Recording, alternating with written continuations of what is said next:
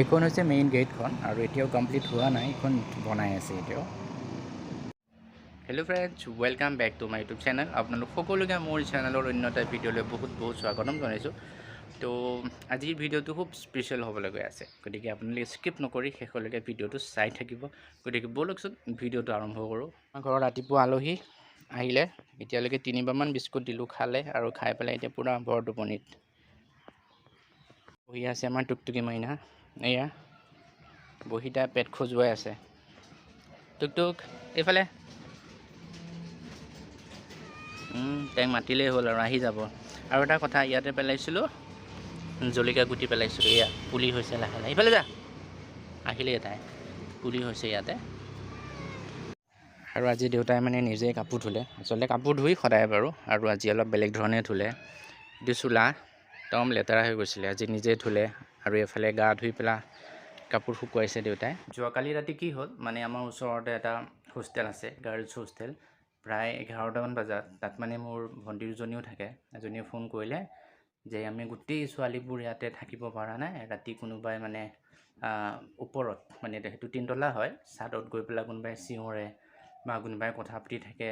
আৰু কি হয় মানে বাথৰুমৰ টেপ খুলি পেলাই যে পানী পৰি থাকে, দুদিন ধৰি তেনেকুৱা চিটুৱেশ্যন হৈ আছে বোলে। গতিকে খুব মানে পৰিৱেশটো খুব বেয়া হৈ গ'ল। আৰু তাকে ৰাতি গ'লোঁ আমি ঘৰৰ পৰা, মানে মোৰ ঘৰৰ পৰা 2 মিনিট দূৰ, আৰু ৰাস্তাটো ইপাৰে হোষ্টেলটো, সিপাৰে আমাৰ ঘৰটো। গ'লোঁ, গৈ পেলাই দেখিলোঁ যে মানে কণ্ডিশ্যনটো বহুত বেয়া হয়। যিমানবোৰ ছোৱালী আছে, ছোৱালীবোৰ কান্দি কুটি হাহাকাৰ। আৰু মানে অকল আমাৰ ওচৰ ছোৱালীয়ে নহয়, ইয়াত বহুত দূৰৰ ছোৱালী আছে, গোলাঘাট, তাৰপিছত তেজপুৰ, এনেকৈ বহুত ঠাইৰে আছে। গতিকে বেয়া লাগিলে। এতিয়া আজি মানে গাৰ্জেনবোৰ আহিব, আৰু কোনোবাই কৈছে যে নাই, ভূত নাই, মনৰ ভ্ৰম, বহুতে বহুত কথা কৈ আছে, কিন্তু কিমান দূৰ সঁচা বা কি সঁচা সেইটো নাজানো। তাতে আজি সকলো গাৰ্জেন আহিব, আৰু আশা কৰোঁ যে খুব মানে ভাল হৈ যাওক, কাৰণ বহুত দূৰৰ পৰা ইয়াত ছোৱালীবোৰ আছে, পঢ়িবৰ কাৰণে আহিছে। আৰু এনেকুৱা এটা চিটুৱেশ্যন যদি হৈ যায়, যদি সিহঁতে শান্তি থাকিব নোৱাৰি, মানে পঢ়িব মানে এটা পৰিৱেশটো লাগিব ন, আৰু এনেকৈ ভয়কৈ কোনেওতো পঢ়িব নোৱাৰে। গতিকে চাওঁ কি হয়।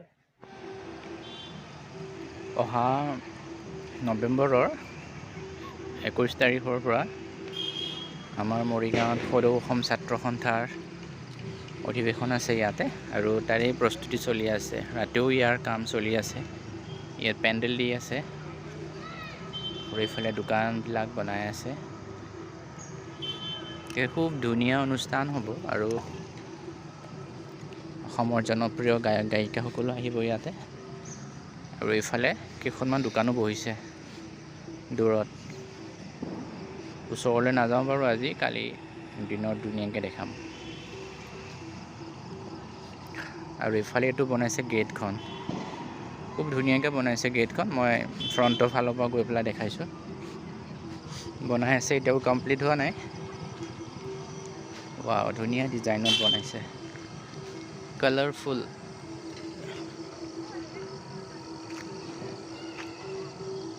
আৰু এইটো হৈছে মেইন গেটটো, খুব ধুনীয়াকৈ বনাইছে।